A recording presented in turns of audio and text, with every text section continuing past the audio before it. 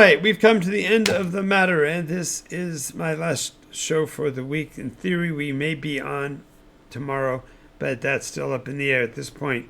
We have some major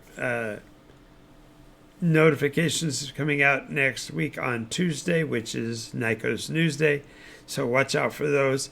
When it comes to power and the consolidation of power, when we look at it in the meta of our world, in North America, in the United States in particular, there is an election process, and the position of who's sitting in the presidential chair is decided by a process that is time-honored over 4 generations now, if you count them 50 years. No, we're talking 30 years, so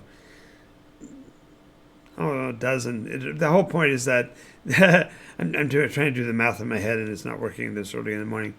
The process that brought us to where we are is the ebb and flow of culture. And while the nation of the United States is large enough to represent many dozens of cultures, the unifying field theory, if you will, of the American culture is the concept of the right to vote, the right to choose your electors who turn around and make the choices for you. And I'm glad that this is in a situation of a peaceful transfer of power. The alternative would have been pretty much a death knell for the country.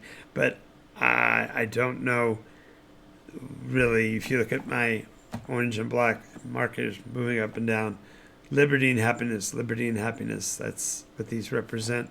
And the idea that we have to be liberal, or we can be happy, or we can be liberal, is a mixed bag, because the reality is that we all are afforded the same liberties, and we only rise to the pursuit of happiness.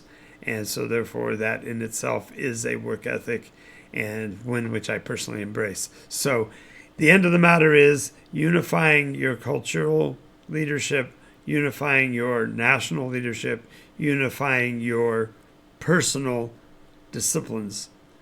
All are echoes of the same thing, and that is the concept of balance, of uniformity, of sharing the highlights and lowlights, and embracing who ye are as people. This really needs to be the message. And one of the reasons why I'm so ardent about gameplay in general and roleplay in specifics is these are the ways in which we share with others these very balancing tools that are going to be necessary to help us into the upcoming age of leisure. I've mentioned it before. I still call it the leisure economy that we're heading into, because the ability to afford what we love to do on the whatever restricted budget we have is going to be the measure of how we as a culture survive beyond the end of the industrial era.